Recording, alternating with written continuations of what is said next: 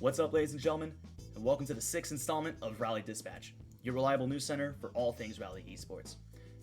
You can count on a new episode every other Sunday, so be sure to turn that notification bell on to stay updated. As always, you can count on 3 updates from us every episode. A reminder of our socials and connections so you know where to find us, a rundown of what went on the past week at Rally, whether that be tournaments, community events, team changes, and all things like that. Last but not least, we'll break down some news updates on each of the games we support. Patch notes, new heroes, returning metas, all that good stuff. We'll also summarize the latest news in the gaming industry as well. So let's get into it. You can find our socials here. Our website is RallyEsports.com, and everything is in the description as well. Don't miss any updates about Rally. Starting off with previously at Rally and Rally tomorrow, Daylight Savings takes effect this Sunday, so don't forget to get an extra hour of gaming in. It's only right. Moving on to COD, on October 30th, we had a Homefront tournament. Reapers Bravo, who have been dominant from the beginning, took the tournament. But it's worth noting that Reapers Alpha and the Crusaders put up a good fight and gave it their all. We even had an outside team, the Phantoms, join for the very first time. They showed us they weren't to be trifled with when they beat the Crusaders 3-0. Ultimately, Reapers Bravo cleaned them up despite Phantoms having their pick of maps, but it was a good tournament overall. Moving on to Overwatch, we didn't have enough signups for our Homefront tournament, unfortunately, but we did manage to get a scrim between the Thieves and Lightning last night. Thieves won, both teams played really well, and it was a great night on Twitch as we got a level 5 hype train going for the first time. We love our community. Thank you all so much for that. Moving on to Valorant, we'll be hosting some scrims on November 13th tournament style. It's our first Valorant tournament in a while, so get excited. Alright, moving on to League of Legends, our 1v1 community event earlier in the week was wild. Lithicite from the Dreamers was the fan favorite to win because of his high rank, but Kajal, our very own League of Legends commissioner, gave him a hard run for his money. He pulled upset after upset to the finals on the block, and instead of giving Lithicite the 3-0 people expected, it ended up going tooth and nail till the end and pushed it to 5 games, thanks to all 8 players who participated. Moving on to Rocket League, there will be a Homefront tournament on November 27th. This is a few weeks away, which will give you more than enough time to get all your friends into it. In terms of miscellaneous events, staff game nights are still happening semi-regularly on Tuesdays. Follow our Twitter for updates. Upon receiving multiple requests for this, we're having a community Phasmophobia night on November 16th, so be sure to come by for that. Also, upon receiving multiple requests, we will be hosting a Fight Club night on December 2nd. Give us all the fighting games you want to play in your RSVP. Lastly, Battlefield 2042 is coming out in a few weeks. This isn't one of our 5 regularly supported games at Rally, but in celebration of its release, we are hosting a series of community events for people to play. Our first event will be on Saturday, November 20th, so contact the GM to sign up today. Moving on to gaming news, Call of Duty. The newest Call of Duty has just arrived, COD Vanguard, and it just came out last night. Undoubtedly, we'll know more about the state of the game in a few weeks, but for now, here's what we know from the open beta. In terms of gameplay, it feels very much like Modern Warfare and Warzone, which makes sense. It's based off the Modern Warfare engine. So if you like Modern Warfare 2019's movement and gunplay, you're gonna feel right at home with Vanguard. The multiplayer maps, Red Star, Gavudu, Hotel Royale, and Eagle's Nest all kind of have their own flares, but Gavudu was pretty much the fan favorite thus far. Obviously, 20 maps at launch. There's plenty of room for new favorites to come in, so we'll kind of see where it goes in that regard. One of the newest features introduced with Vanguard is combat pacing, which introduces some unique styles of gameplay that we haven't really seen in Call of Duty before. So there are multiple options for pacings. One of the first options is tactical, which is your classic 6v6 Call of Duty. Blitz is chaotic combat with up to 48 players. Meanwhile, Assault is kind of like that happy middle ground where it can be a range of player counts from 20 to 48. Of course, if you want, you also have the option to just toggle them all on and hope for the best. There are concerns with how good this is going to be, but honestly, I think we're better off with it, and based on community feedback, it seems everyone has enjoyed it. Especially for players who like maps in chaotic modes like Shipment, you're going to feel right at home with sections like Blitz, so it kind of caters to everybody in a way, so I think overall it's a net positive for the Call of Duty community. There's a new game mode called Patrol, which basically has both teams trying to capture and hold a moving zone. So think hardpoint, but the zone is constantly moving. Me personally, it's okay. I kind of like it. It only really works, and I believe, in my opinion, small modes. But overall, it seems like the community kind of enjoys it. We'll have to kind of feel it out as the game comes in, though, now that we're in full launch. So I guess we'll just wait for now and see how everybody feels. Graphics-wise, again, it's the Modern Warfare engine. It seems like they've done a couple of minor tweakings to it to give a bit more color, which was one of the major complaints about Modern Warfare 2018 is how the color palette was mainly gray, green, brown, and it wasn't a very nice looking game to look at. Obviously, realism, that's great, but at the same time, it's a video game. So overall, from what we've been hearing around, it's pretty positive reception for the most part. Again, we'll kind of feel it out as we go, so you never know. Also, one last note, there is no gunfight or war mode currently in the game. Instead, it's been replaced with Champion Hill, which is basically 4 to 8 teams of 4 to wide range. You'll have a limited set of lives. You fight one team for a minute and a half.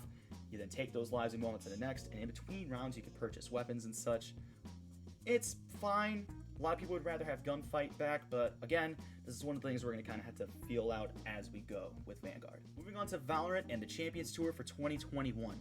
With NA Last Chance qualifiers finally done after the delay, we now have the official list of all 16 teams competing in the Champions Tour for 2021, which will run from November 29th to December 12th. From EMEA, you got Gambit eSports, Ascend, Fnatic, and Team Liquid. From North America, you got Sentinels, Team Envy, and Cloud9 Blue. From Brazil, you have Team Vikings, Vivo Kid, and Furia Esports. From Southeast Asia, X10 Esports, Team Secret, and Full Sense. From Korea, you've got Vision Strikers. From Japan, Crazy Raku. And then from LATAM, you've got KRU Esports. Also, patch 3.09 was released a few days ago. A few highlights are a firing accuracy nerf to the Classics alt fire, some barrier and orb shifts on Fracture, and a bug fix on Cypher Spycam. Moving on to Rocket League and the Championship Series for 2021, continuing with the fall split, the NA Fall Regional just wrapped up Event 2. The General NRG continued to stay on top, but FaZe Clan, which got off to a good start in Event 1, finished 10th this time, upset by G2 Esports, which took 2nd. Only 8 teams will make it to the single elimination fall major in December, so what'll happen in Event 3? Who knows? We also got patch 2.07. This patch was pretty tiny and mostly upgraded in-game items and transactions, but a play again button was added in the post-match screen for competitive mode. Alright, moving on to Overwatch. Our favorite cowboy got a name change. Jesse McCree is now Cole Cassidy, possibly an homage to the fictional cowboy Butch Cassidy. Everyone has lots of opinions on this, but as far as Rally goes, we'll be supporting the name change because it was for a good reason. Not cool or edgy for commenting, I'm still gonna call him Cree. Plus, new Cassie lore is coming out soon, so there's something good to come from this. The Overwatch community is super good at complaining about everything from new heroes being OP, to metas being unbalanced, to XYZ hero not getting a Halloween skin, so everyone will get over this soon. This is also the only new content we're getting before Overwatch 2, which was just delayed until 2023, so sit down and buckle up. To wrap things up, we're going to talk about the League of Legends Worlds Finale, which is all going to be covered by my good friend Laser. Take it away, man. Hey guys, this is Laser here, giving you the 2021 League of Legends Worlds recap for this week's episode. Unfortunately, the season for us ends as we move into the preseason here in a couple of weeks, but luckily we got to go out with a banger of a series between Damwon Kia and EDG, with it looking pretty much doomed for EDG coming into the series. Everyone predicted Damwon to do a 3-0 against them. No one thought they could be after the T1 series, which was known as one of the best 5-game series of all time. But luckily EDG put up the fight, securing them the win and the World's Championship, defying all odds. So let's kind of go over how they did it and why it was such an upset. So game 1, we had a great team fight comp drafted by EDG with a very spicy pick in Yasuo in the top lane for Khan on Damwon Kia.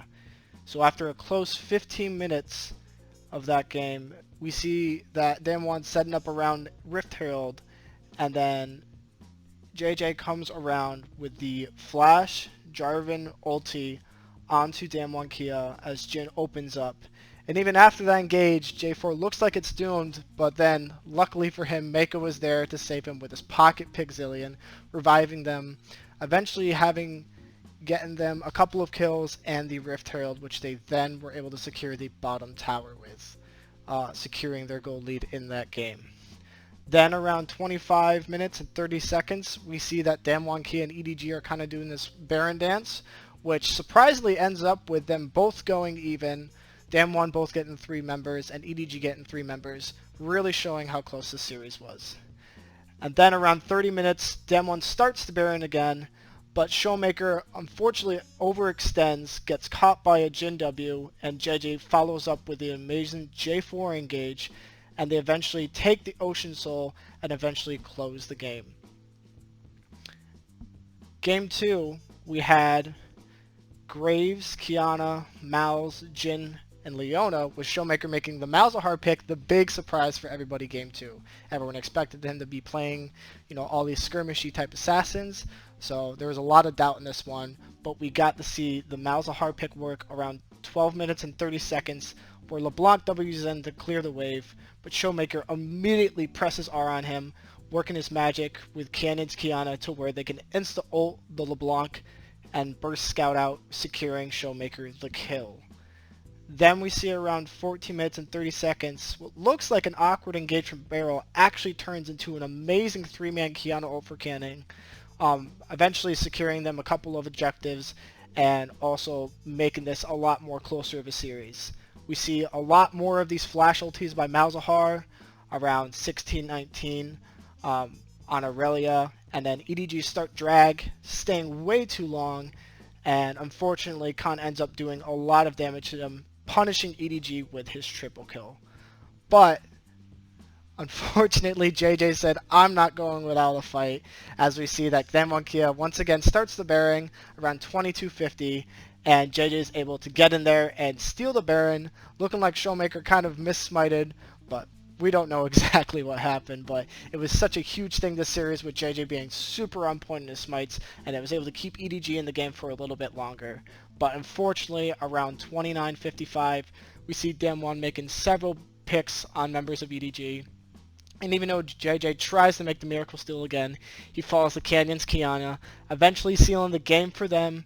And around 31:30, Canyon gets the massive Kiana ult to nail EDG's coffin in game 2. So game 3, we have a lot less spicy picks, unfortunately, but we saw a surprise where Damwon actually picking Aphelios rather than picking up a Jin or Ziggs like they had been prioritizing before. Unfortunately, Khan was getting picked off for the first 15 minutes of the game, looking pretty doomed for Damwon in terms of, their momentum in it. But then around 17:15, Barrel and Call make a super necessary pick on Deflandre after Xinjiao backs to get the pressure off an already scrappy game. And then we see at 22:10 at the Dragon fight where Showmaker makes a flashy engage and Damwon goes 1v1 while securing their 3rd Drake of the game.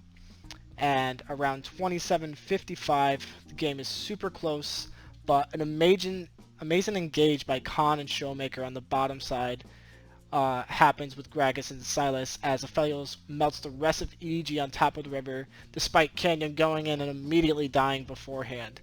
It secures Damwon their Infernal Soul and their place in Game 3. But then we get to see why Canyon was known as the GOAT coming into this series at 32:53, where he gets an amazing kick flash into a stopwatch onto EDG's Flandre, securing Damwon the Baron and helping Damwon clean up 4 members of EDG. And then after that, 35 minutes, Damwon cleans up EDG near the Elder Drake and puts them 2-1 into the series. So at this point, everyone was saying Damwon 3-1, it's easy, it's done, but game 4, EDG came back, and with such a weird draft by both teams where we had Graves, Viego, Zoe, Lucian, Lulu for EDG, and Gwen, Talon, Orianna, Jin, and Nami for Damwon Kia.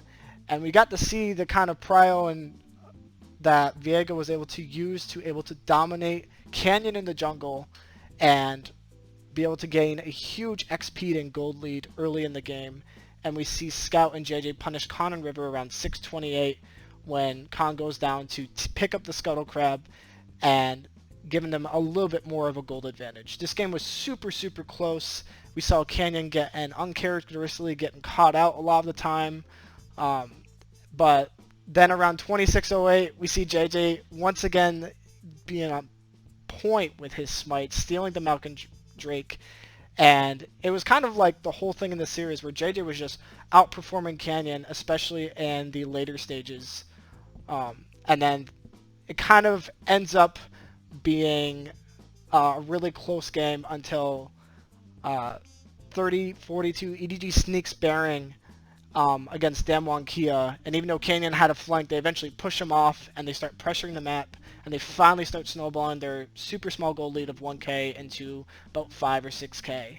And then the game kind of ends around 32-15, where Scout gets a pick onto Barrel, baiting Damwon into a bad fight, and the level 18 Flandre Graves with Infinity Edge just one-shots Goats, and they end the game at 33 minutes. So then, 2-2, the games have been super close. It's been such an amazing series to watch. We have Damwon picking Graves, Trundle, Sidra, Ziggs, and Leona. And we have EDG picking Kennen, Zin, Zoe, Aphelios, and Rakan. And this game was such a nail-biter to watch, especially being a Damwon fan, but EDG pulls it off. 8:35, we see Beryl get picked off very awkwardly as he goes in for the engage and gets Zen ultied away, but luckily Damwon's able to get the Rift Herald. We got to see around 27:30 Damwon sneaking the Baron with Graves and Trundle, looking like Damwon could actually turn this game around after a couple of other scrappy fights that had happened off. We saw Khan constantly getting picked off in the side lane again and again and again, and it was kind of a huge thing this series. And after a scrappy fight around 29 minutes, Viper is able to flash on Damwon Kia's backline, absolutely melting them as Aphelios, and he eventually they get the ace while getting the Ocean Soul for them. And at 35-12, Cannon gets picked off by the Zoe, and with Damwon Kia desperate, Showmaker splits from the team, killing Cannon, but unfortunately EDG is able to annihilate the rest of his team. They secure the Elder, and after a Baron, a couple more minutes, they secure their championship, upsetting the world champions and Damwon Kia. That's all from me, guys. I hope you guys watch the series. If you didn't, please do. It's such a great series to watch. Watch the T1 as well. Damwon versus T1 was great, but so many props to EDG and pulling off the hugest upset probably in world's history. So you guys have a good one.